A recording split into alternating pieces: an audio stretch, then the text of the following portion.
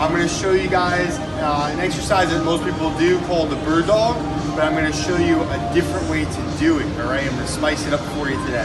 Okay? Traditionally, a bird dog is going to be for your lower back, all right? This is our core exercise. This also encompasses rotary stability, okay? Traditional bird dog would be something like that. Touch, alternate, okay? Now we'll do the same thing on the other side, okay? If you have a full roll, okay, which I know most people do at home, okay, a special trick again to spice this up would be to put my knees onto the foam roll and get into quadruped position. Now I'm going to try this bird dog again, okay? Just bring it in, you don't touch the elbows to the knee, alternate.